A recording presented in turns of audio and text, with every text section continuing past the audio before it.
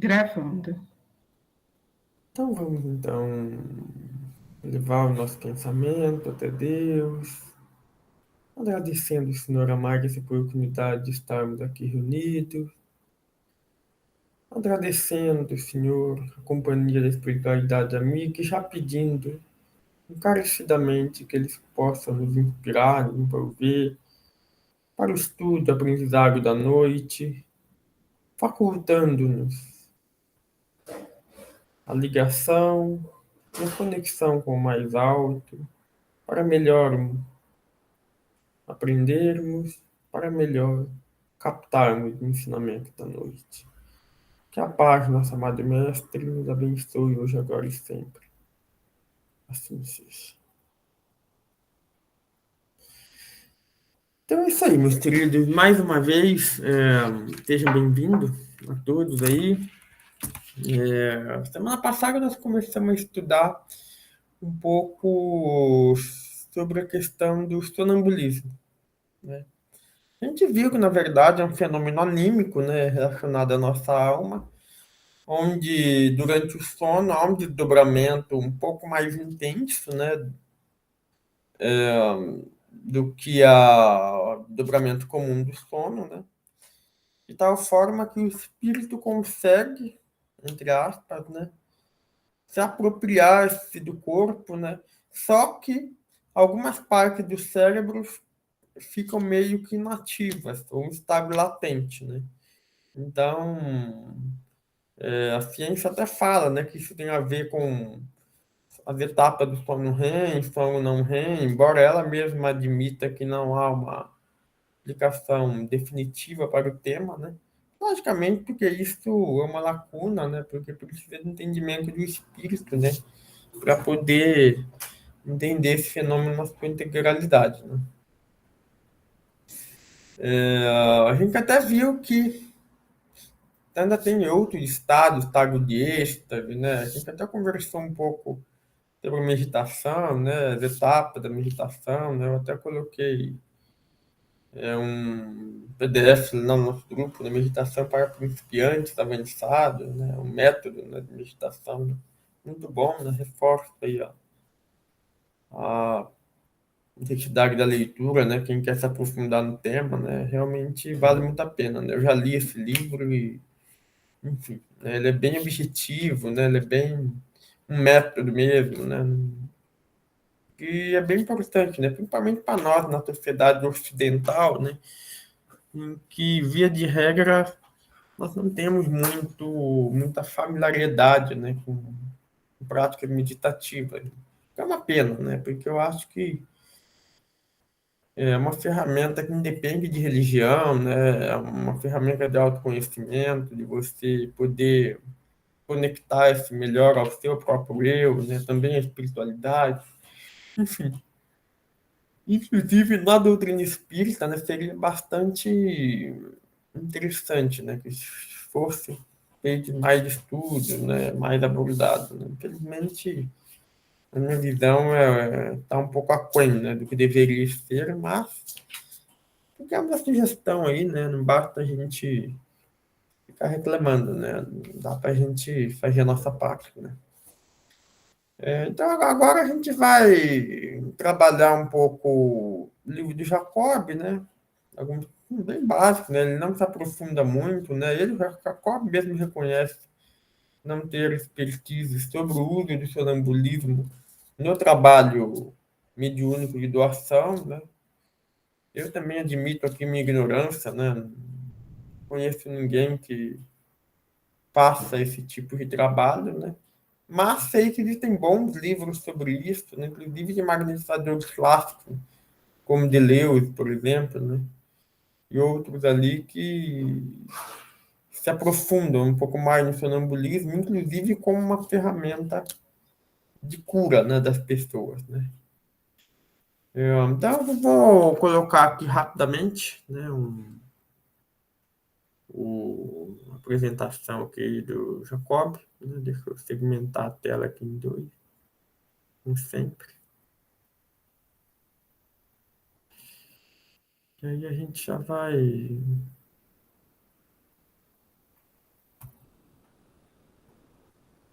Um pouco lento aqui, mas.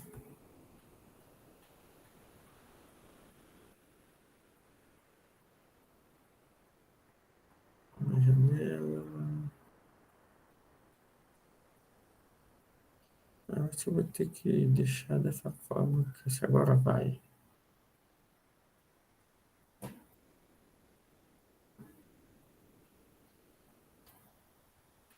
Bom, imagino que todo deve estar vendo a imagem, vou até tentar aumentar um pouco aqui, tá? Qualquer coisa aí, vou aumentar um pouco mais o zoom. Podia ser de um grito ali, tá?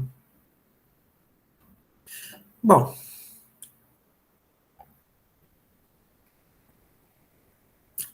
aqui nós vamos ver alguns trechos, tá? De que o sonambulismo, da mesma forma que no magnetismo, né, está presente, né, inclusive na própria codificação, né?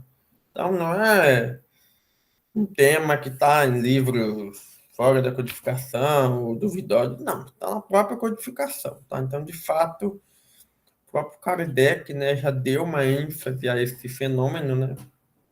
A espiritualidade também corroborou com isso, né? Então, vamos lá. Ele fala assim, né, nesse trecho aqui. Comprovando que os homens não podem ver pelos olhos do corpo, não está escondido ao das almas, é demonstrar a existência da alma e a sua ação independente da matéria. O sonambulismo ao espiritismo, a distância não é grande, uma vez que se explicam um pelo outro. Tudo o que tende a propagar um, tende igualmente a propagar o outro. Os espíritos não se enganaram quando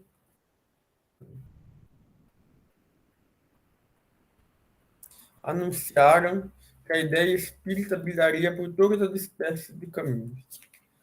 A dupla vista e a pluralidade das existências, confirmada pelos fatos, gritados por uma multidão de publicações, entram cada dia mais diante das crenças e não se admira mais. São duas portas completamente abertas ao espiritismo. Então, na verdade, ele fala, né, a relação entre o espiritismo e o sonambulismo. A gente viu que nada mais é do que uma emancipação um pouco mais profunda da alma. Então, é um fenômeno espírita, né? Anímico, né? No sentido de ter uma relação com a nossa própria alma, com o nosso espírito, diferente de um fenômeno mediúnico, né? Que aí seria um intercâmbio com outro desencarnado, tá?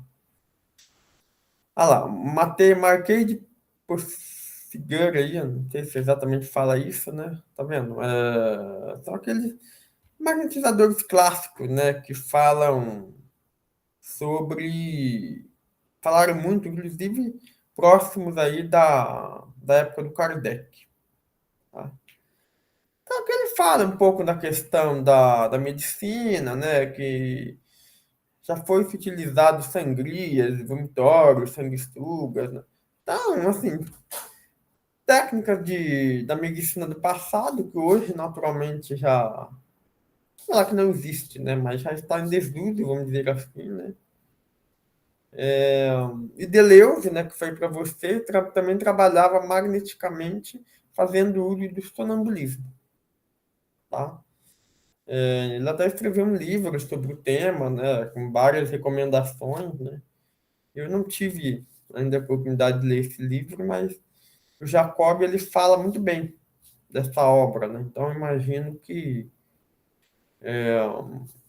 seja uma leitura bem interessante aí, né? E bom, aqui ele fala mais, né, da questão que o sonambulismo realmente atraiu multidões, né, e até hoje, né, atrai na curiosidade de muita gente, né. Aqui ele fala um pouco a questão do uso do sonambulismo no processo de cura, né, inclusive induzir ao estado sonambúlico, né. Algumas pesquisas, né, algumas análises, né, que esses autores fizeram, né, principalmente de Deleuze, né, Potet, né,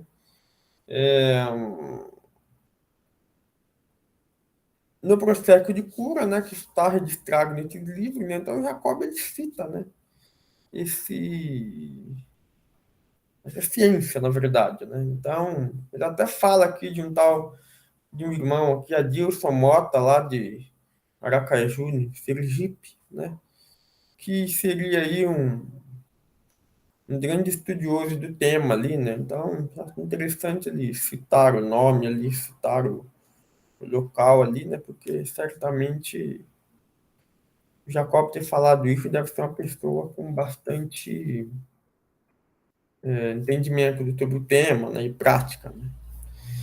Enfim, gente, então é isso, né? Só para citar de maneira bem breve, né, o sonambulismo no nosso livro de estudo, né, no Magnetismo Humano, né? O próprio Jacob não aprofunda muito, né, como vocês viram, né, foi bem reduzido o que ele trouxe, né?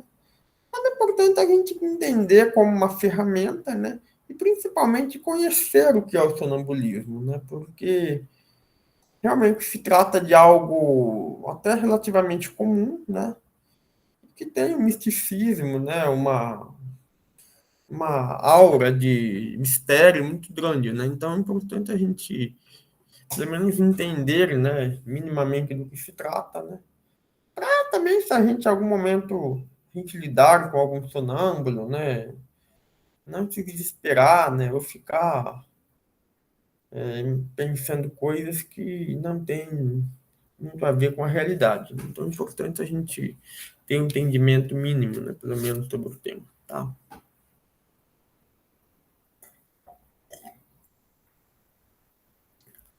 Depois o Jacob ele traz um assunto aqui bem interessante que ele chama de memória magnética, né?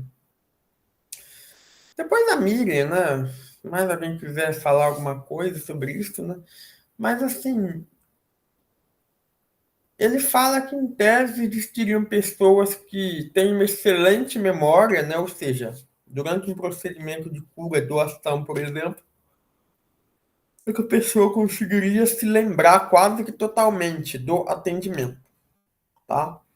Enquanto que outros não. Outras pessoas fazem o atendimento, mas após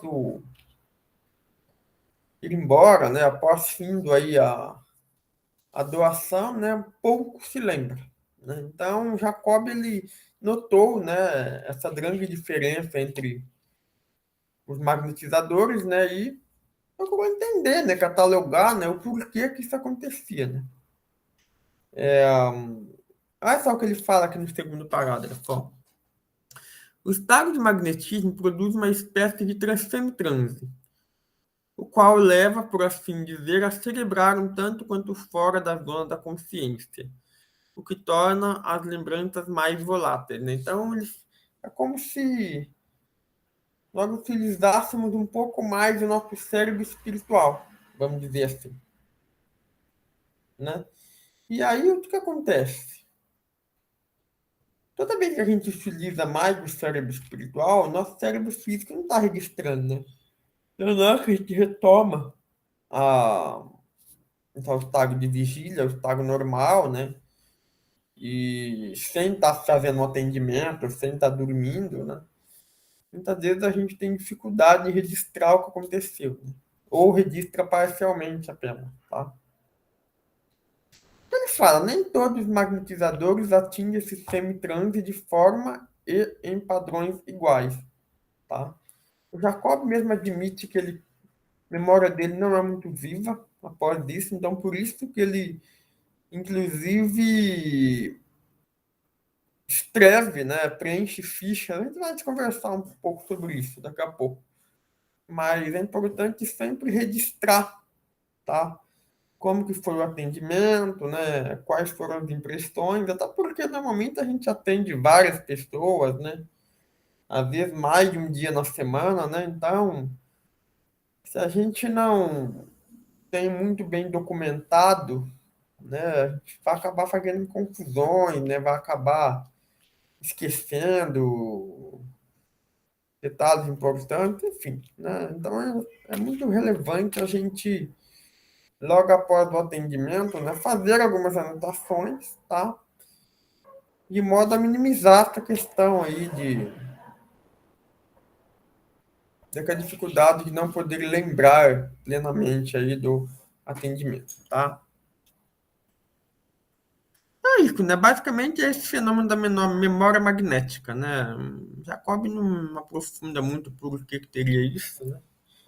Mas o fato é que, da mesma forma que a mesma idade, né? Essa memória magnética, vamos dizer assim, ela está presente ali, né? Em diferentes graus, diferentes níveis, a depender do magnetizador, tá?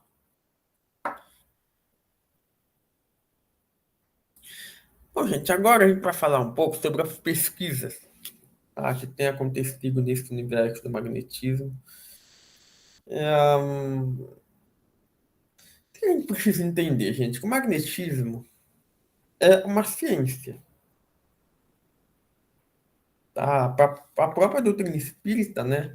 Ela tem aquela tríade, né? Magnetismo, ciência e religião, né? Então é importante a gente entender, né, que tudo aquilo que é ciência, né, pressupõe, a princípio, uma possibilidade da gente utilizar um método científico, tá? Para poder discutir resultados, para poder entender o fenômeno, né? Para poder propor melhorias, eventualmente, em si.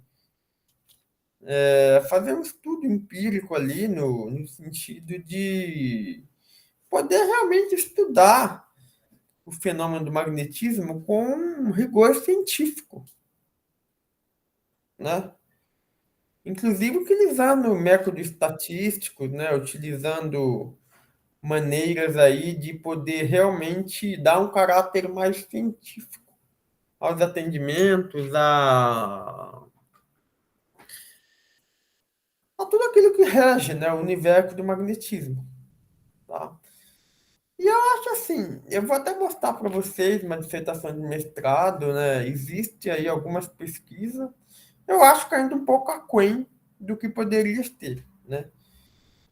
Infelizmente a gente vive num meio acadêmico muito materialista, tá?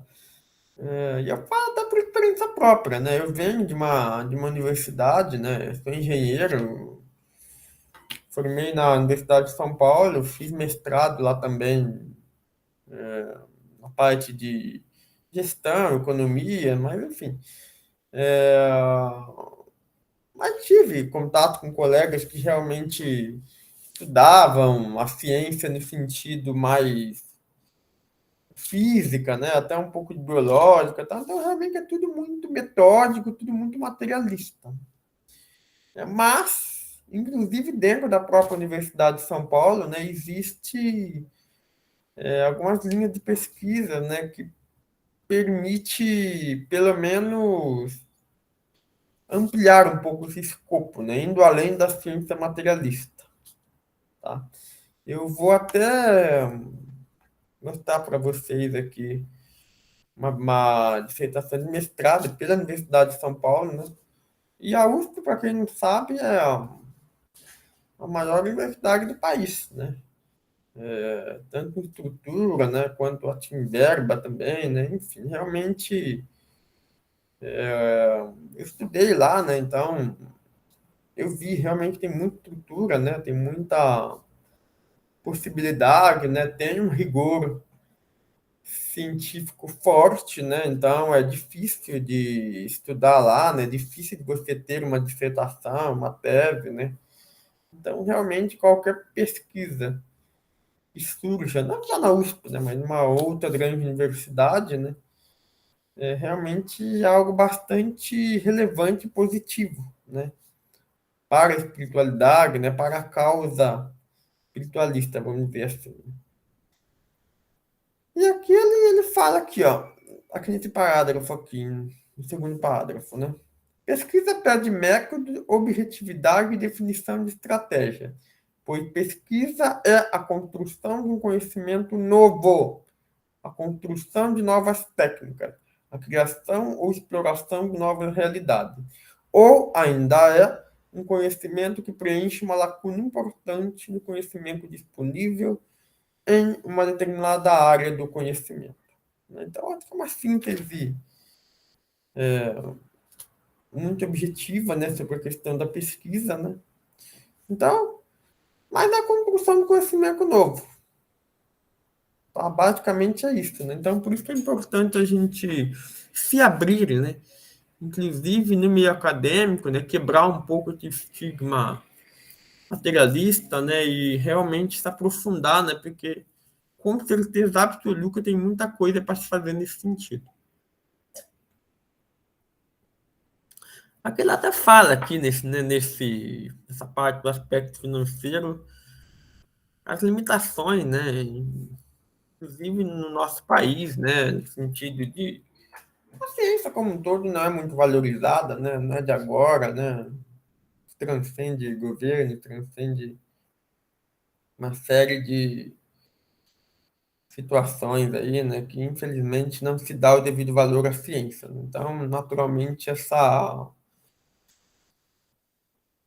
dificuldade em captar recursos, né? Essa subvalorização da ciência, né? Decorre do próprio posicionamento, né? De nossos governantes, políticos, né? Autoridades, né? E da sociedade de forma geral, né? Que não em uma grande parte, pelo menos, não valoriza como deveria, né? Mas, enfim, né? Aqui ele cita alguns métodos de pesquisa, tá? Onde a gente poderia, digamos assim, fazer um experimento, tá? Só que antes de eu entrar nessa questão propriamente dita, eu quero apresentar para vocês aqui uma dissertação de mestrado da Universidade de São Paulo. Acho que é bem oportuno, né? E bom, porque aí a gente vai ver, né, sobre o passe, né? Ficou bem famoso na época, né? Mas não deu que chamar atenção, né? Por ser principalmente uma dissertação de mestrado, né? Então já pressupõe ser algo mais aprofundado, né? Do que um trabalho de graduação, né? Ou também é da Universidade de São Paulo, né? Então certamente tem um rigor forte, né? No sentido de poder realmente. Estou tentando maximizar aqui, deu uma travada aqui. Ver se eu consigo agora. Bom, vou tentar dar o zoom assim, qualquer coisa a gente fala, tá? Vamos pegar aqui o resumo, tá? Então, como foi para vocês, é uma dissertação de mestrado, tá? Da Universidade de São Paulo, escrita por esse irmão pesquisador, né? Cândido Neves, tá? Olha só o resumo. Estudamos a imposição de mão sobre o camundongo, avaliando parâmetros hematológicos e imunológicos, né? Hematológico do sangue, imunológico do sistema de defesa do corpo.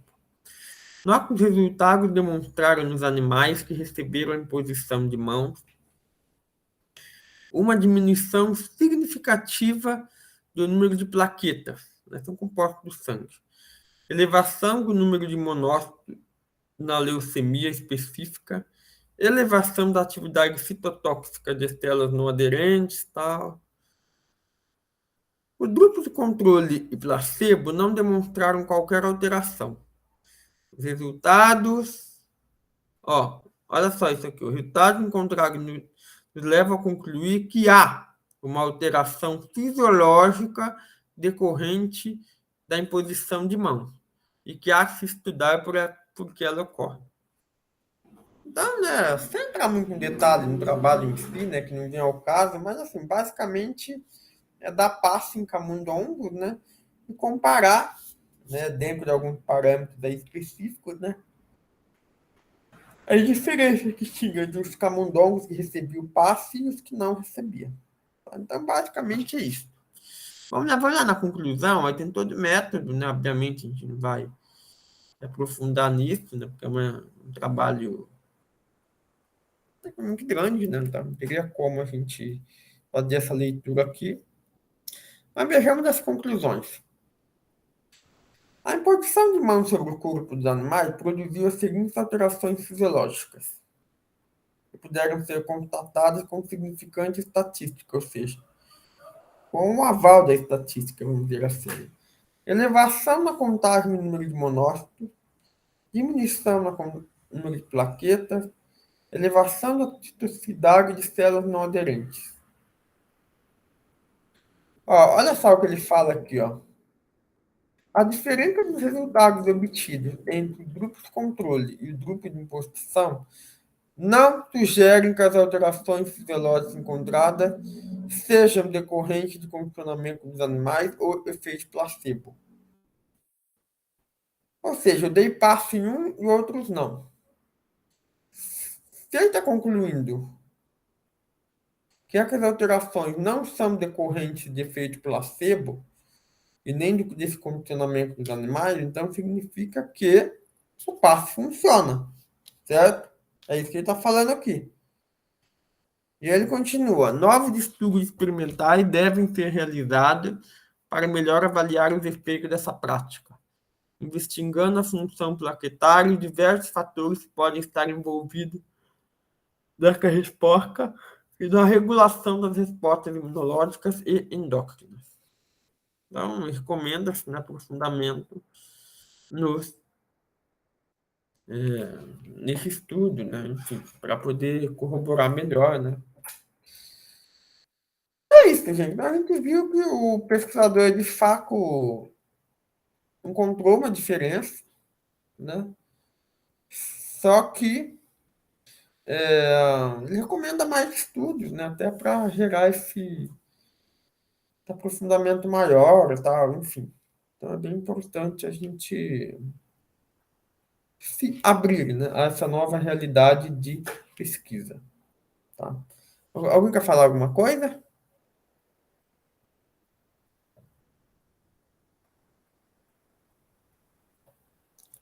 Bom, então vou voltar para o livro do Jacob aqui, mais algumas coisas ali, antes da gente entrar no tema que eu particularmente eu acho muito interessante, que é o tema do autismo. Ô, ô, Neto, Ele fala. eu gosto dessa parte que a ciência vem, tá vindo comprovar, né, esses passos magnéticos, porque, na realidade, com os passes, apesar que a gente está trabalhando mais passos magnéticos agora, né, ali com a Kátia, quer dizer, ali no Centro Esperança e Caridade. Antes não trabalhava, mas está tendo, assim, é cura mesmo. Então, porque geralmente ficou assim, é religião. Não, não é só religião, a ciência está comprovando. Ah, eu tenho, sabe aquele meu gato? Ele está Uhum. tomando passe até hoje. Já faz 3 anos que ele está desenganado. Está aqui. Até quando vai, não sei. Mas está aqui. Pois é, né? Se dependesse da ciência, a gente já teria desencarnado, né? Da ciência que eu falo do materialismo, né? Do materialismo, sim. Mas agora, com a ciência. Porque geralmente a gente acredita muito, ah, vou sarar, mas com remédio, né? A ciência está aí, maravilha. Tem os medicamentos também, mas eu acho que dá para fazer uso dos dois. Não, com certeza, né? Até porque nós somos uma integralidade, né? Corpo, mente e espírito, né? Então, e muitas vezes a ciência materialista, né? Ela trata muito mais do efeito da doença, né? Ou uma contenção dos sintomas do que realmente trabalhar a causa ali, né? Que muitas vezes está no espírito, né? Então, realmente, sem conceber a ideia da espiritualidade do espírito em si, fica realmente bem difícil, né? De poder alcançar uma cura integral, né? De poder auxiliar realmente as pessoas de uma forma mais definitiva, né? Menos invasiva, mais rápida, né? Enfim. Sim. Todo esse materialismo acaba atrapalhando em alguma medida, né? E a Sim, e ciência, porque esse magnetismo também é ciência, né? Porque também tem efeito colateral, Neto.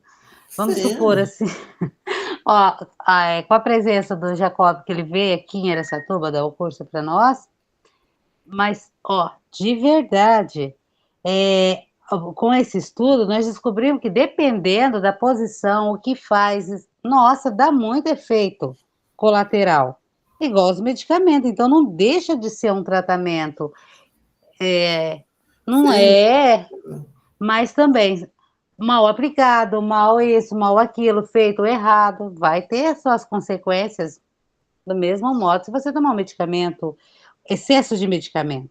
Isso que eu quis dizer. sim, e a política prática leva à perfeição, né? Conforme a gente vai se aprofundando nas doações, né? Vai estudando cada vez mais, a gente vai aprendendo um pouco com a prática, um pouco não, bastante, né? A experiência prática Bastante. nos atendimentos conta muito, né? E realmente, assim, a gente pode, inclusive, agir como se fosse um estudo científico mesmo, que é o que o Jacob fala agora, né? Que eu vou trazer para vocês aqui nessa parte do livro, né? Muitos a gente já faz no centro lá, né, Miriam? Quer ter aquelas Já. fichas, né? De ir anotando, né? De ter aí. Então já é feita uma sistematização, né? Na verdade, o Jacob aqui ele até sugere algumas delas, né? Porque para a gente fazer ciência, né, digamos assim, né, a gente precisa ter um método de análise, né? E independente de qual ele seja, né, é importante que a gente se aprofunde nele e execute-o de uma maneira que possa ser não só confrontado, mas também crível, né, no sentido de ter passado, né, por toda a metodologia, né, por ter passado aí por toda a possibilidade, né, que um estudo científico mais rigoroso proporciona. Olha só o que ele fala aqui, ó, de sugestões, né, que poderiam ser feitas. Muitas vezes o tratamento segue ao sareiro, mas alguns pacientes desistem antes do fim, né? Isso é muito ruim, né? Porque você está analisando a evolução de uma pessoa, que a pessoa desiste no meio, né? Obviamente vai atrapalhar a análise, né? Então, trabalhar essas questões para a pessoa que está recebendo atendimento não cair fora, não ficar faltando, já é uma primeira possibilidade ali, né, da gente ter uma consistência maior de estudo, né? Porque se a gente está tentando estudar alguma coisa, uma pessoa vai numa semana, na outra não vai, depois não vai de novo, vai e volta. É mais difícil, né? É importante ter uma frequência, uma constância, né, para poder ter uma resposta mais maior, né?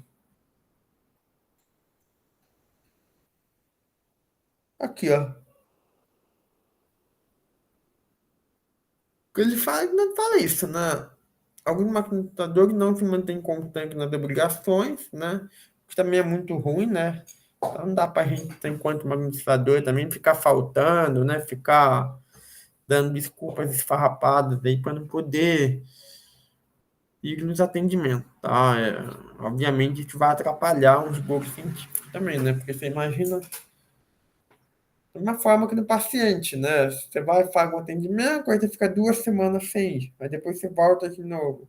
Pô, fica difícil, né, meu? Então a gente tem que ter um jogo de cintura aí, né? E para poder entender cada vez mais nessa questão. E poder catalogar, né? E poder desenvolver de fato um método, né? Uma possibilidade aí de atuação. Falseamento de respostas. Opa.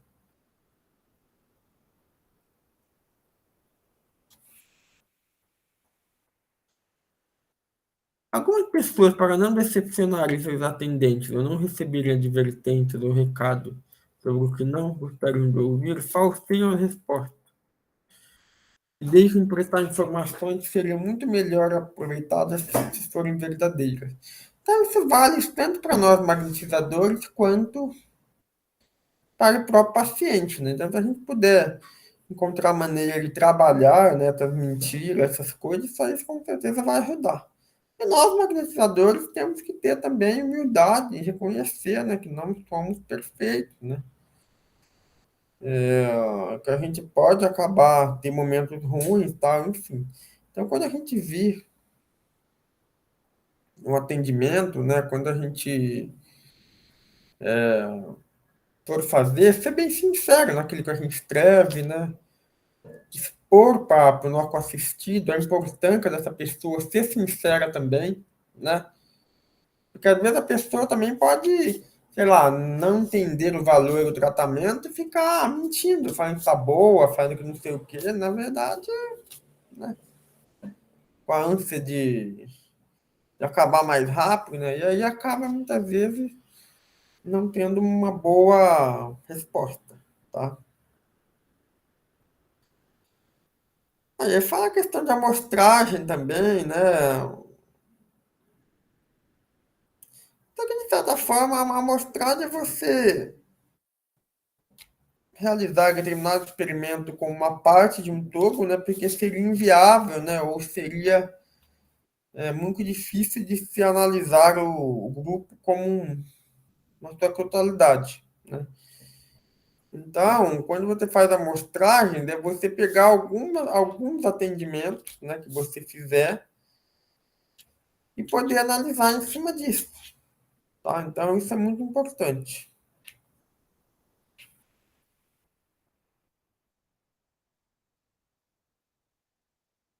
Gravou aqui.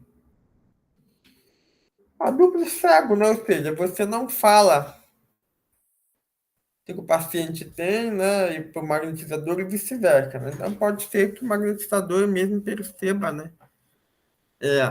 Que aquela pessoa, por exemplo, vamos dar um exemplo. Vamos supor que a gente vai atender alguém com problema no coração, né? Via de regra, pelo menos na nossa casa, Miriam, me corrija se estiver errado, a gente já lê, já tem acesso à ficha, a gente já fica sabendo o que a pessoa tem, e muitas vezes já tem até o protocolo pronto, tá? Mas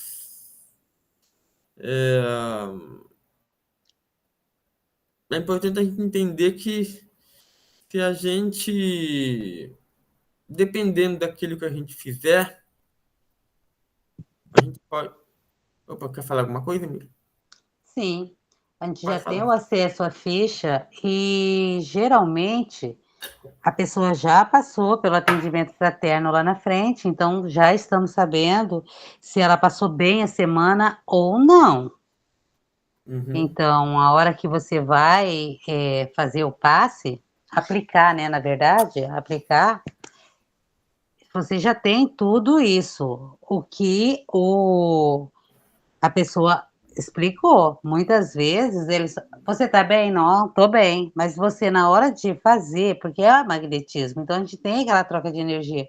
Você já vai sentir que é uma sensação, você sente sim, que a pessoa não está bem, não teve bem, você vai conseguir sentir. Às vezes, por isso que a gente fala tato magnético. Muitas vezes, no seu tato mesmo, você já está sentindo que a pessoa não está bem, a energia não está boa, como você falou, o batimento cardíaco não vai estar de acordo. Dá para a gente sentir tudo isso na hora do passe. Sim, com certeza. Não, eu acho que esse é o método melhor, né? Aqui o Jacob simplesmente está trazendo possibilidade de experimentos ou pesquisa que a gente pode fazer. Então, por exemplo, você atender uma pessoa que você não tem ideia daquilo que ela tem, tá? Não que eu acho que isso seja o ideal, não, Miriam. Eu acho que o melhor é ter tudo documentado, tal, até porque pensando no bem-estar do paciente, a gente quer que as coisas se resolvam o mais rápido possível, né? Então, dá. E uma pesquisa, naturalmente, é demorada, né? Às vezes divaga um pouco, né? Enfim. Mas, assim, é pedagógico, né? É interessante a gente saber dessas possibilidades, né?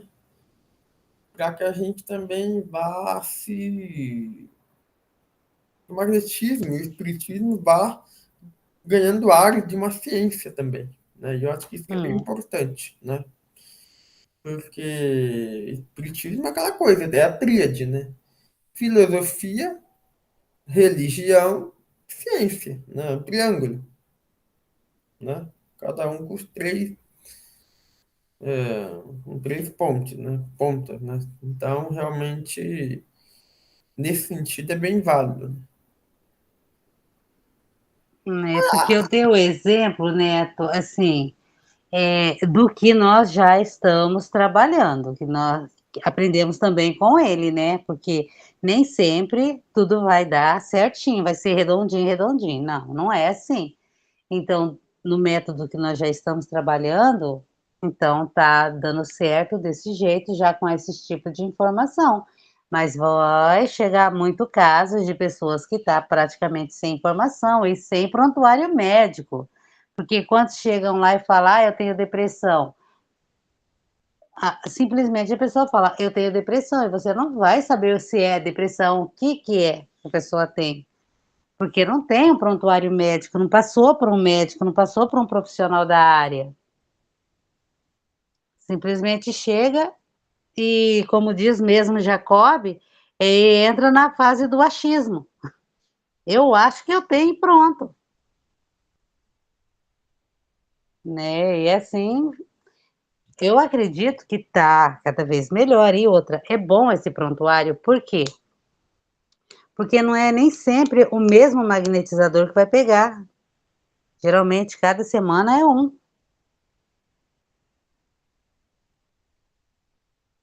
Ah, sim, com certeza. Não, Miriam, mas assim, que fique bem claro, eu concordo plenamente com o uso das fichas, tá? Não acho que a gente deva se prescindir delas, né?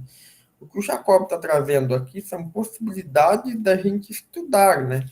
Então, por exemplo, realmente, você pegar um paciente que o magnetizador X e o magnetizador Y não conheça a doença que essa pessoa tem, entendeu? E aí vamos ver se os dois conseguem captar coisas semelhantes ou não, entendeu?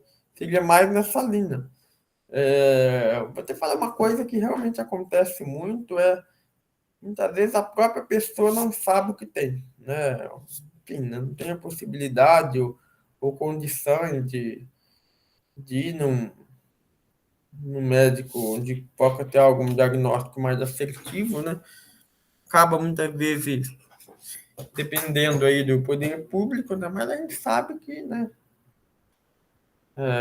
Mesmo que graças a Deus exista, né? Ainda tem muitas imperfeições, né? O que acaba, de certa forma, dificultando, né? Às vezes a pessoa tem um diagnóstico correto para trazer, né, para os magnetizadores, né, para a casa espírita como um todo, né? É isso, né? Aqui ele fala até essa questão do placebo, né? No sentido de magnetizar uma pessoa ou não, né? E aí ver o que acontece, né? Obviamente não foi para vocês, né? Não acho que é de bom tom a gente ficar fazendo experimento com pessoas com doenças reais, né? Talvez fazer isso com pessoas que estão saudáveis entre si, né? Talvez seja mais interessante. Depois ele fala dessas fichas de controle, Miriam, que é o que a gente está discutindo, né? Que na casa já adota, então realmente anotar, né, tudo aquilo que é relevante, que é importante, né? Nome, diagnóstico, né? Idade, o que sentiu, né? Enfim, tudo isso é bem importante, tá? Depois ele fala até sobre a questão do sexo em si, né? Como é para vocês, né? A gente até participou aí do seminário sobre sexualidade, né? No sentido de se aprofundar, né, sobre o tema, inclusive a nível espiritual, né? Mas naturalmente ainda existem algumas lacunas, né, sobre isso, né? Será que transar realmente impacta de maneira frequente, definitiva a doação, né? A partir de quanto tempo esse impacto é minimizado, né? Será que é nas 24 horas, né? Ou será que precisa demandar mais, né? Uma pessoa que não transa, ela é um melhor magnetizador que uma pessoa que transa, por exemplo. Então, são todas questões que nós não temos ainda uma resposta assertiva, categórica, tá? Porque requer realmente mais estudos, né? Mais aprofundamentos aí, né? Então, imagine que nas próximas décadas isso deve se intensificar mais, né? Estudar sobre a sexualidade, né? Porque é algo que realmente é uma lacuna do movimento espírita, a meu ver, isso, tá? Ele fala até a questão de experimento com semente, né? Então, você, por exemplo, pegar semente, magnetizar, ou magnetizar a água que você vai jogar na semente, e aí depois comparar as sementes que foram geradas com essa energia, né, do que com as outras, né? Enfim, isso também é bem interessante, tá? Mas é isso, gente. Então, eu acho que... Vou fechar aqui. É algo que realmente veio aí para... O magnetismo é uma ciência que veio para ficar, né? Com certeza requer aí um aprofundamento grande aí para a gente poder ter um entendimento melhor, tá? Quem quer falar mais alguma coisa sobre isso ou não? Tá bem claro, Neto. A Ah, ciência ainda tá sendo, para a ciência, ainda está sendo estudado. Para a gente também, mas já de uma forma jamais, né? Já bem mais explorada, falar a palavra exata. com certeza, né? A gente está aí, né? Os atendimentos no dia a dia aí, né? Com certeza é uma fonte de aprendizagem muito grande, né? Bom, Jacob que o diga, né? Nessas É, décadas aí de estudo, de aprofundamento dele aí, com certeza tem impactado aí muita gente, a própria doutrina espírita, né? Porque resgata um pouco esse ar da ciência, né? Da filosofia. Porque eu vejo assim, claro que há exceções, tá? Não dá para generalizar de modo absoluto, né? Mas eu vejo que te explora muito o caráter religioso de evangelho, né? Do espiritismo, né?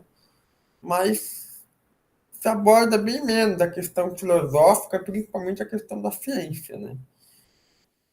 Tanto que livros que, por exemplo, Evolução dos Mundos, do André Luiz, Mecanismo da Mediunidade, também do André Luiz, né? Livro do cientista Hernani, né? Fala muito de física, né? Fala de, enfim, são livros onde passam despercebidos pela maioria das pessoas, né? Porque o foco acaba sendo mais na parte do evangelho, né? Da moralidade, né? Que obviamente é bastante importante, né? Principalmente para as pessoas que estão entrando na doutrina espírita, né? Então, você mostrar uma parábola de Jesus, né? Uma passagem do evangelho segundo o espiritismo, é muito mais palatável do que você abrir um livro de espíritos aí e cair na parte de sonambulismo, o que que é, né? Então, naturalmente, né, para grandes massas, principalmente, nas massas, não na forma pejorativa, tá? Eu falo a pessoas que não têm um rigor científico, um contato muito proeminente com a ciência, tá? A parte do evangelho acaba sendo mais atrativo, né? Agora, o que cabe aos pesquisadores, das pessoas, aos entendidos, entre aspas, aí, não só de ciência, mas de método científico, né, e outras questões aí envolvendo aí o tema, né, se aprofundarem mais sobre a espiritualidade, né, sobre o magnetismo, né, e sobre tudo aquilo que, de certa forma, nos circunda esse meio, esse universo do espiritismo, tá? Bom, gente, então, ó, agora a gente vai começar a estudar o autismo, tá? Então, agora nós vamos ver apenas alguns vídeos, falta aí meia hora aí, né? Vai dar o tempo aí de ver 2 ou 3 vídeos sobre o tema, né, para a gente ir refletindo. E aí na semana que vem, né, a gente vai efetivamente entrar no livro, né, vai ter aí algum um protocolo, né, uma forma de a gente poder ajudar os autistas. Tem ido algum autista lá no centro, Miriam? Não. Desculpa, esqueci de ligar o microfone. Tenho filho de uma amiga minha. Mas O ele está menino fazendo. tem. Tem 5 anos, tá começando, eles estão fazendo, ainda tá fazendo TDM, né? TDM infantil. Você não entrou em outra parte, tá? A família inteira fazendo tratamento. Perfeito, né? Então, semana que vem, a gente vai entrar. Como é que tá a semana? Depois, Miriam, se tiver acesso a outras pessoas, manda o link do vídeo, do nosso estúdio, né? Porque às vezes existe muita desinformação, né? Muita confusão também, as pessoas confundem muitas coisas, né? Então é importante a gente entender, né, a luz da ciência clássica, né, materialista, né, para depois a gente entrar nas questões espirituais, né?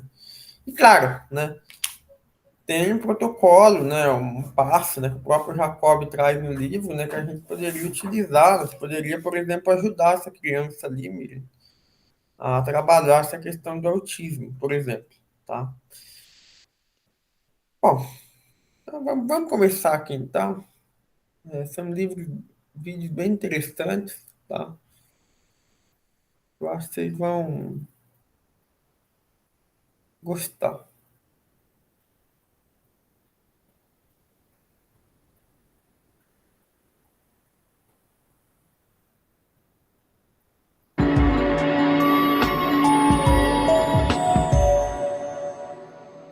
Oi, gente. A gente está aqui hoje para mais um Mentes em Pauta com a Bia. O tema de hoje é autismo, um tema que vocês pediram muito, de forma repetida. Então a gente vai dividir em 3 etapas, porque a gente vai dar a ideia central do autismo e as suas alterações principais, tá bom? A gente começa agora o tema autismo. Mas antes, não se esquece, se inscreve no canal, deixa o seu like, deixa suas sugestões, porque a gente faz esses vídeos em cima dos pedidos que vocês nos fazem, tá bom? Vamos lá, gente. Autismo. O que é autismo? Um transtorno global de desenvolvimento infantil, neurobiológico e genético. O que a gente quer dizer com isso, gente? Que começa a aparecer sempre na infância, ou seja, ninguém vira autista adulto. Então, é um transtorno que já vem no desenvolvimento infantil, neurobiológico, porque tem alterações bioquímicas da estrutura cerebral, e genético, ou seja, tem uma carga genética. Isso é super importante que a gente entenda que se tiver histórico na família de autismo, seja de um lado, seja de outro, a gente também tem que observar. Porque às vezes você tem um filho com autismo muito grave, mas ao mesmo tempo tem uma história de autismo na família que é um pouco mais leve. E isso aí tem variações. Por exemplo, na época que tinha parto a fórceps, eu tive um paciente que ele tinha um autismo moderado, e aí todo mundo dizia que não tinha nada na família. E aí, quando eu conheci o pai dele, o pai era um Asperger, que é um tipo de autismo sem muitas alterações cognitivas, ou zero alteração cognitiva, e que eu via que a genética vinha dali. Pelo fato dele ter feito um parto a fórceps, a gente entendeu que aquilo pode ter contribuído para essa manifestação do autismo ter sido um pouco mais visível, com mais disfunções. Então, se manifesta sempre antes dos 3 anos de idade e se prolonga por toda a vida. Isso é super importante, gente. O autismo, os sintomas são antes dos 3 anos de idade e se prolonga. O que a gente vai fazer é modular para melhorar isso. Caracteriza-se pela seguinte tríade de sintomas: disfunções sociais, ou seja, habilidade de interações sociais, comprometimentos na comunicação, tanto verbal como não verbal, ou na linguagem, e disfunções comportamentais. É importante que a gente entenda que nessa tríade, tá? A coisa mais importante, ou seja, a condição sine qua non para a gente ter um diagnóstico de autismo é alteração na área social, nas interações sociais. Então, isso é super importante para ser a base do nosso diagnóstico. Só uma estatísticazinha para a gente ter uma ideia: estima-se que 70 milhões de pessoas em todo o mundo apresentem autismo, sendo que em crianças é mais comum que a AIDS, que o diabetes e o câncer somados. Quer dizer, não é uma condição rara, como muitas pessoas acham. O que existe é uma falta de diagnóstico e uma falta de informação para que os pais detectem isso precocemente, tá? E os médicos também. Há mais meninos que meninas com autismo, numa proporção de 4:1. Olha que interessante. Nos transtornos de ansiedade, nos transtornos depressivos, a gente sempre viu que predominava em mulheres. Com autismo é o contrário. Existem mais meninos que meninas, na proporção 4 meninos para cada uma menina, tá? Quanto mais cedo a pessoa for diagnosticada e tratada adequadamente, com uma equipe multidisciplinar, mais chances terá de manter uma boa qualidade de vida, aprender a interagir, que é o principal, desenvolver talentos inatos, desenvolver papéis sociais e adquirir autonomia e independência no futuro. O grande foco do tratamento é habilitar essa pessoa que tem autismo a ter uma independência, no sentido de autocuidado, de se tomar suas medicações sozinhos, de ter a sua higiene sozinho. Isso é o grande desafio dos pais que têm filhos com autismo. Transtorno do espectro autista. Hoje, né, na DSM-4 e DSM-5, principalmente, a gente não fala autismo, a gente fala transtorno do espectro autista, porque você tem uma gama tanto de apresentações do autismo, né, que a gente vai ver, como situações como, por exemplo, o Asperger, que é um autismo, tem todas as características, mas sem qualquer alteração cognitiva. Então, vamos lá. As diversas manifestações do autismo. Traços de autismo, ou seja, aquela pessoa que não chega a ter uma clínica muito exuberante, ou então não chega a fechar o diagnóstico, não tem todos os critérios necessários e na intensidade necessária, mas ela tem o traço. O traço é como lembra o autismo, mas é bem mais flexível, mas mesmo assim não impede que a pessoa sofra e requeira tratamento. Então, traços de autismo muito leves, não chegam a fechar o diagnóstico, porém já causam prejuízos na interação, na interpretação e na interação social, principalmente, tá? Síndrome de Asperger, um tipo leve de autismo, em que não há atraso na aquisição da fala até os 3 anos de idade. São inteligentes, não há retardo mental, ou seja, déficits cognitivos, realizam tarefas sozinhos, mas têm dificuldade na interação social e de entender o que o outro está sentindo. Têm interesses restritos e são muito bons no que fazem, hiperfocados. O Asperger, muitas vezes, ele lembra um pouco o transtorno de déficit de atenção, principalmente quando ele tem uma hiperatividade física, né? Porque as pessoas confundem hiperatividade física com hiperatividade mental. Então, ele tem hiperatividade física, muitas vezes, ele tem um hiperfoco, ou seja, o Asperger é muito dado a ter um talento específico e ser muito hiperfocado em determinados assuntos ou em determinadas ações. Por isso se faz confusão. Mas quando você examina direitinho, você vê que no Asperger existe a questão da interação social, que é muito difícil.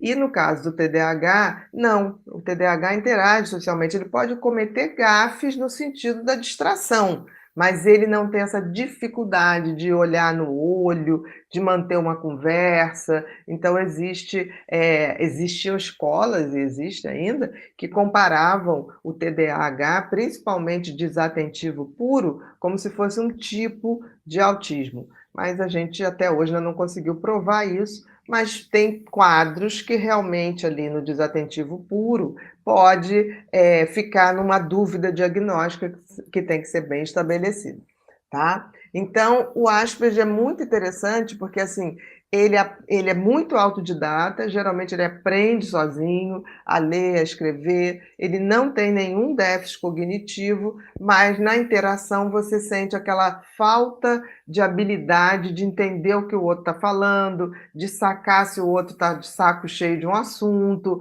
então ele fica um pouco como uma pessoa inadequada ou uma pessoa que não ouve o outro adequadamente, entendeu? Muito bem. 3, autismo de alto funcionamento, tá? Antigamente se chamava o Asperger de alto funcionamento, mas está errado, gente. O autismo de alto funcionamento ou performance é parecido com o Asperger, mas há um atraso na aquisição da fala, ali até os 3 anos, que não acontece no Asperger. Devido à semelhança, o DSM-5 igualou os dois. Mas eu não gosto de igualar, não, porque o autismo de alta performance, em geral, ele tem um talento muito específico em que ele é muito bom. Então, seria o caso do cara com autismo que ajudou a criar o mapeamento do Google, né? Porque ele tinha uma capacidade extraordinária, ele tem autismo, de, ao estar do alto, olhar uma cidade e localizar aquele mapa perfeitamente, como se fosse um satélite. Então, esse autismo de alta performance, ele tem esse talento extraordinário em alguma coisa, mas é extraordinário mesmo, só que ele tem todos os sintomas de autismo, mas ele não tem, ele tem o atraso da fala, que o Asperger não tem, tá bom, gente? Então, assim, é como se fosse um Asperger, mas um Asperger genial em algo. A gente chama isso de alta performance. Igualou, mas tem uma diferença, porque o Asperger não tem o atraso da fala e o autismo de alta performance tem o atraso da fala, tá? E, por fim, a gente tem o autismo clássico, né, que a gente chama dos casos mais graves, que é o mais conhecido, onde a gente tem, além dessa dificuldade extraordinária de relação com o outro, um retardo mental grande, o que agrava mais ainda o entendimento ou o processo de socialização, dificuldade extrema de comunicação e contato visual. Então, são crianças que têm muita dificuldade no contato de olho a olho, de toque, se expressam muito mal, não sabem dizer o que querem, são muito dependentes, né? Dificuldade extrema de comunicação e contato visual. E muitos movimentos estereotipados. Então, é aquele autismo clássico que repete as coisas, que balança muito as pernas, que tem movimentos estereotipados. Então, é um quadro que fica muito claro para todo mundo. Tá bom? A gente vai ficando aqui. Hoje a gente falou da definição do que é autismo e a gente vai vir com os outros vídeos detalhando essa tríade, né? Das questões sociais, das questões de linguagem e das questões comportamentais. Tá bom? Muito obrigada e até.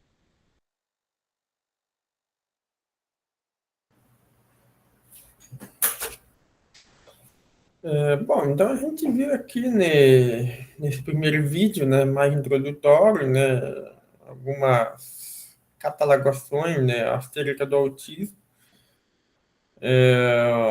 Cara, não precisa se entrar muito nessas minúcias, né, do Asperger, né, do hiperfocado, né, enfim. Mas, assim, o que a gente vê, né? Que a dificuldade de interação social, né, ela é presente em quase todos os quadros, vamos dizer assim, né? Então, são crianças, né, e adultos também com uma extrema dificuldade, extremo se for no autista clássico, como a gente viu, né, ou no menor ou maior grau, né, onde aí pode ter aquela diferenciação de ter ou não atraso na fala, tal. Mas o fato é que, em alguma medida, a dificuldade de interação social acaba sendo uma marca, né? Claro que em diferentes níveis, né? E aí a gente já começa a entender, né, que a gente viu que é um fenômeno relativamente frequente, né, mais presente em homens do que em meninos, né, do que em meninas, né? E em que muitos desses casos, né, de bullying, por exemplo, né, que aí tem até aquele padrão, aquele estereótipo, né, em escolas, por exemplo, daquela criança mais recatada, com mais, né, acaba sendo caso de crianças autistas, né, lamentavelmente, né, por um despreparo tanto do corpo docente das escolas, né, quanto dos pais em educar, né, seus filhos, né, daquelas próprias crianças e adolescentes ali, né, enfim, né, e por ignorância e até por uma certa falta de empatia, acaba muitas vezes incorrendo em erros, né, julgando pessoas, né, que na verdade têm dificuldade, têm um problema no sentido de ter uma doença, né. Eu vou até compartilhar com vocês aqui o símbolo do autista, que eu acho bem interessante, né, porque vocês já devem ter visto esse símbolo no transporte público, por exemplo, né. Deixa eu ver se eu consigo compartilhar aqui com vocês.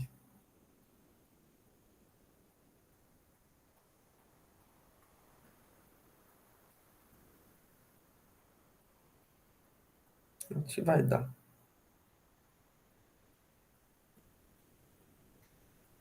Olha só que interessante, ó.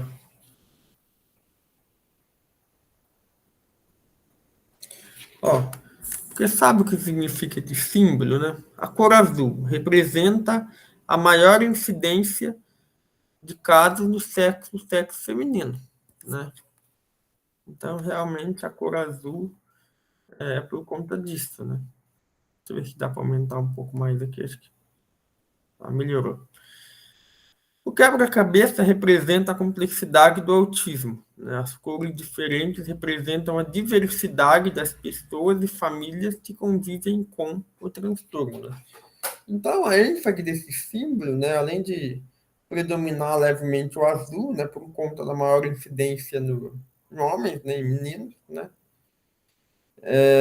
tem esse desenho todo colorido ali para mostrar que não é uma doença de um diagnóstico só ou de um conjunto pequeno de sintomas ou de comportamento. Não.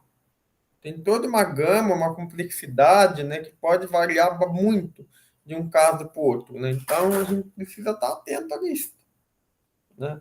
Porque essas crianças e seus respectivos familiares muitas vezes são vítimas de preconceito, de falta de entendimento das pessoas, falta de empatia, né?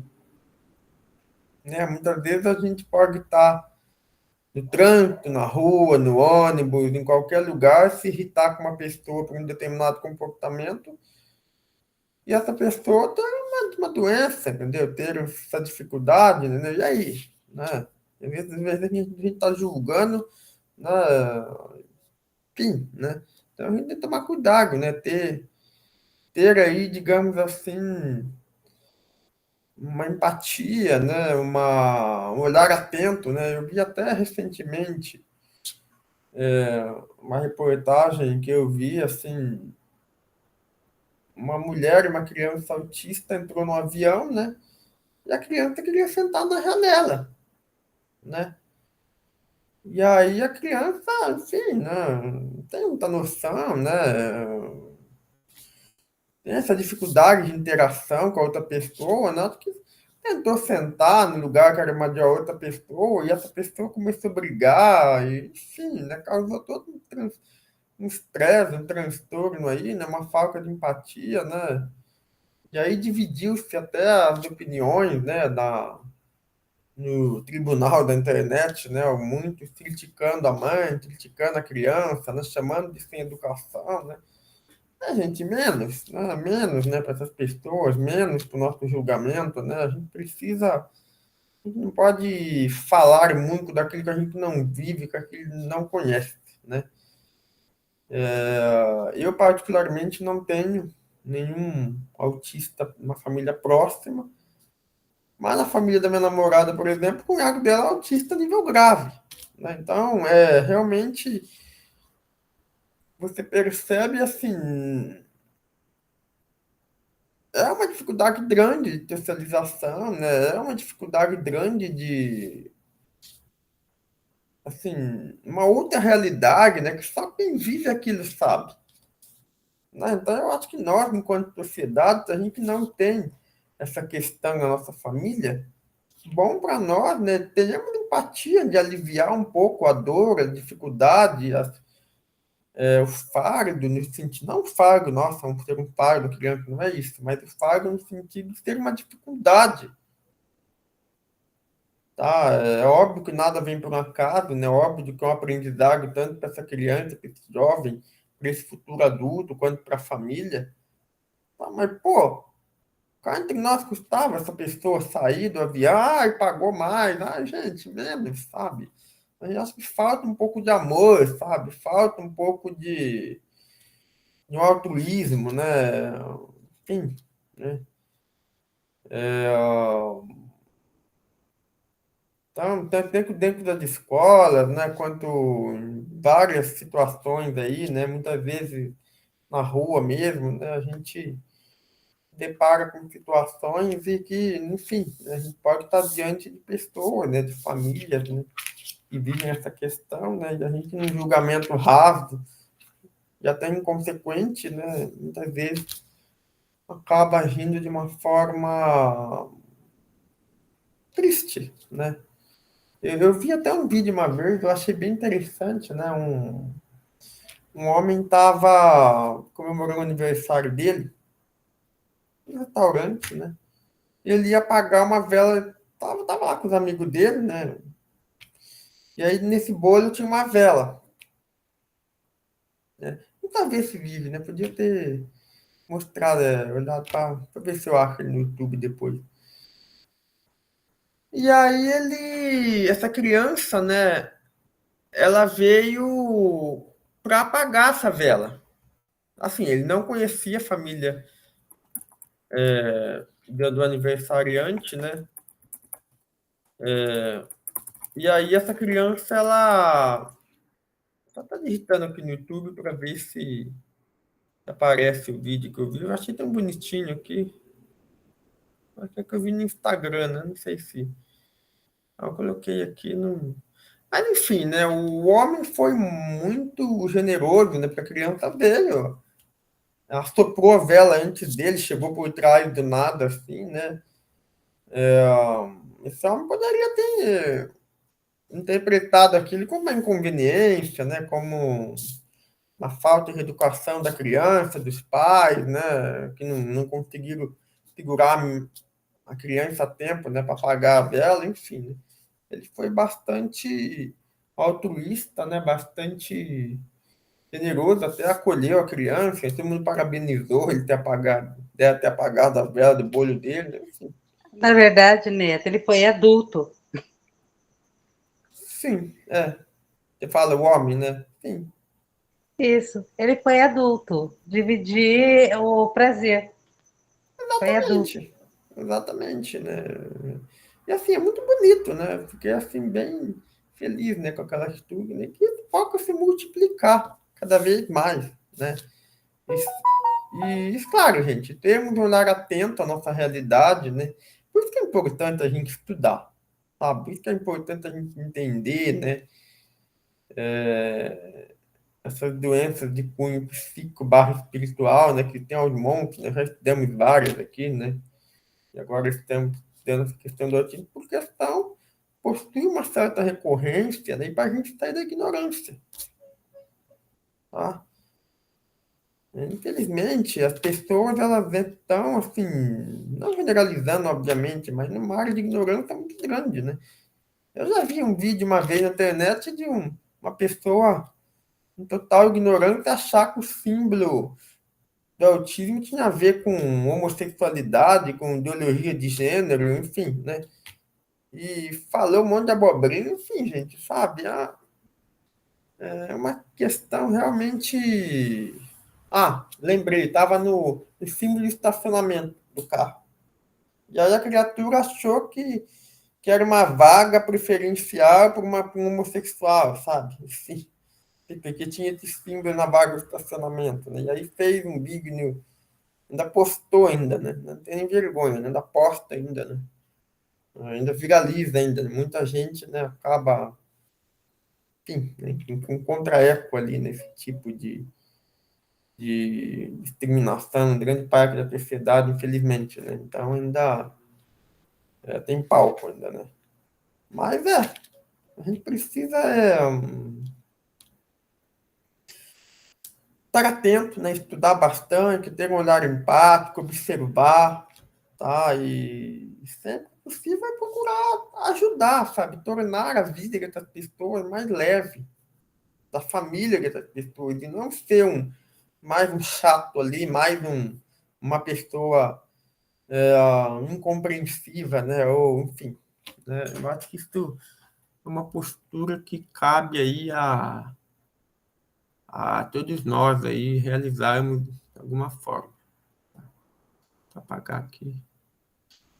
Bom, então agora nós temos, já estou vendo aqui, faltam 5 minutos, tá? Não vou nem começar a apresentar esses vídeos para a gente não passar o nosso horário que já está esgotando. Tá? Na semana que vem nós vamos ver mais 3 vídeos aprofundando sobre a questão do autismo. Então a gente vai ver diferenças no comportamento, funções comportamentais, disfunções também na linguagem, enfim, a gente vai ver aí algumas características, né, de funções sociais também, né, onde a gente vai entender melhor, né, esse universo das pessoas autistas. Depois, na sequência, a gente vai estudar um pouco o autismo na visão do espiritismo, né, e por que a pessoa nasce assim, na família, né, enfim, toda essa discussão também, que é bem interessante, relevante, importante nós sabermos. Posteriormente a isso, a gente vai para o livro, né? A gente vai ver, o Jacob até traz ali um esboço de um passe, né? Que nós poderíamos aplicar, né? A gente poderia estudar, enfim. É um assunto bem importante, né? Tentam participar semana que vem, porque, como a gente viu, o autismo é muito comum, né? Não sei se a Alessandra também, no seu trabalho ali, você faz, né, Alessandra? Provavelmente você já deve ter atuado também com pessoas autistas, né? Enfim. Ah, eu vejo bastante, viu? Deixa, Né? deixa eu mudar aqui, porque eu estava. Sim, quiser.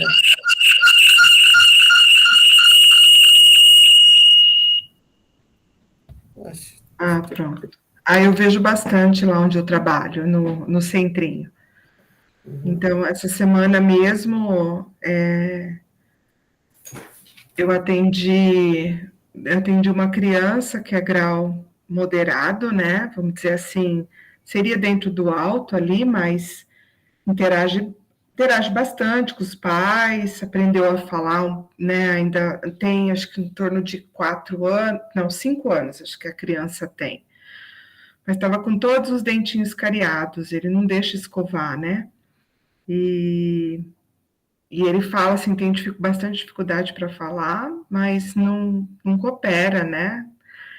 E aí eu atendi um outro também que tentei levar ele para o hospital para fazer cirurgias de uma forma geral, extrações dentárias, essas coisas, e ele não saiu nem do carro, não colabora. Então, assim, lá tem bastante alto grau de autismo. E está aumentando bastante, né? Está aumentando bastante. Tem de 10 crianças que estão nascendo, eu acho que umas 3 estão sendo diagnosticadas com alguma coisa do autismo, né? Está aumentando o diagnóstico, mas está, sim, aumentando também crianças que não se adaptam. Isso para nós é uma realidade, porque a busca está sendo maior.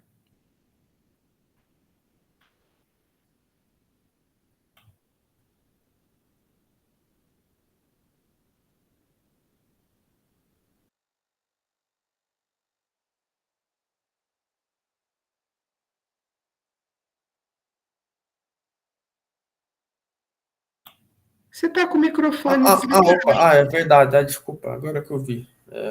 Tava falando. Não, a gente vai ver na semana que vem, né? Entre as causas espirituais, mas assim, uma delas é o fato da gente estar passando por um processo de transição planetária, né? Ou seja, nós estamos passando de um mundo de provas e expiações para um mundo de regeneração. E aí o que acontece? muitos espíritos estão sendo compelidos ou obrigados, de certa forma, a reencarnarem.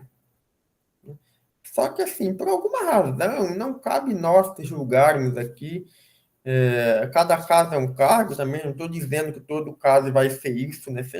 Não passamos daquelas generalizações aí que a gente gosta de fazer, porque o próprio desenho do autismo já mostra, né, que é muito mais complexo, né, e tem muitas mais variáveis do que aparenta, tá? Mas uma das, tá? Uma das, tá? Não ter a, né? Portanto, a gente ter isso em mente. Uma das possibilidades é no caso de um espírito que ele não gostaria de ter reencarnado, né? Ele não quer participar desse mundo. Então, é por isso que ele reencarna, assim, de maneira forçada, porque tem que reencarnar, né? Porque é perigoso que a evolução se cumpra, né? E aí ele se fecha no mundo dele, né? Porque o autista tem muito risco, né? Ele fica fechado no seu mundinho, né? De previsibilidade, né? No mundo, né? Ele tem muita... Por que ele tem dificuldade em fazer interação social? Ele tem dificuldade dele se conectar com o mundo exterior, né? Ele fica muito no mundo dele, né? Ele se sente melhor no mundo dele, né? Então a gente vai ver, né, que uma das formas, inclusive, além do próprio procedimento magnético e tal, é a gente conversar com essa criança no momento de dobramento do sono, quando ela estiver dormindo, né? Porque aí o espírito está ali mais lúcido, né? Porque o corpo físico acaba, sim, tendo uma limitação orgânica, muitas vezes, neurogenética, né? A gente viu isso, né? Então, enfim, o corpo também não corresponde muito biologicamente dizendo, né? Então fica mais difícil também de querer que a pessoa fique normal, entre aspas, vamos dizer assim, porque o corpo também não está 100% funcional, vamos dizer assim, né? E a gente precisa entender isso, né? Para a gente não achar que é mera frescura, ou, o espírito, a pessoa. Não. Há uma limitação biológica, né? Uma coisa, você não vai ficar brigando com um cadeirante porque ele não sai correndo, porque ele não pula igual uma criança normal, entendeu? Isso não faz muito sentido, né? O primeiro não deveria fazer, né? Então, assim, é, por isso é importante, né, que essas crianças elas se sintam realmente acolhidas, amadas, e que elas percebam, que elas sintam reverberar dentro delas, que elas vivem no mundo bom, no sentido de possibilidade para a própria evolução dela, né? Dela e dos familiares, daqueles que, que convivem com ela, né? Principalmente aqueles que convivem de uma forma mais intensa. Mas a semana que vem a gente se aprofunda mais nesse assunto. Aí, Alessandra, você pode trazer mais seus relatos aí, né? Porque eu acho que acaba enriquecendo, né, o nosso estudo, né?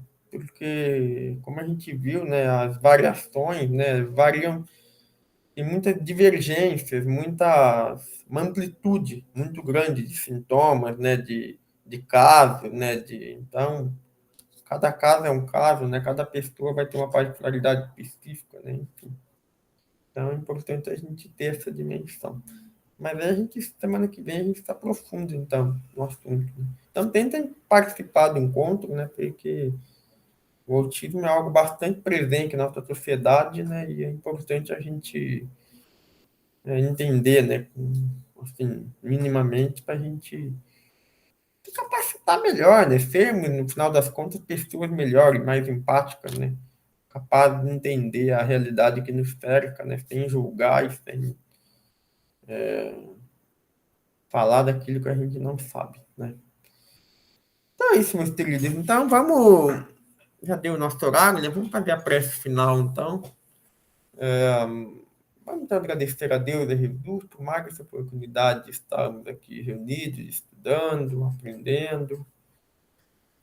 Que tenhamos uma semana repleta de paz, amor, tranquilidade, Senhor. Muito obrigado, meu mestre, pela bendita oportunidade do estudo, das reflexões aqui vistas. E que a paz, nosso amado mestre, envolva nossos corações, nossas almas, hoje, agora e sempre. Então é isso, meus queridos. Tenha uma ótima semana, então. Estaremos juntos semana que vem, se Deus quiser, tá bom? Se quiser. Boa noite. Obrigada pela aula. Imagina, Boa sempre um noite, prazer. Alessandra. Boa noite, viu? Tô Boa de noite, fora. querido. Depois passa para Michele, tá? A gravação. Depois a gente lê aqui, tá bom, Alessandra? Eu passei a outra também, tá? Tá. Depois eu vou lembrar ela novamente.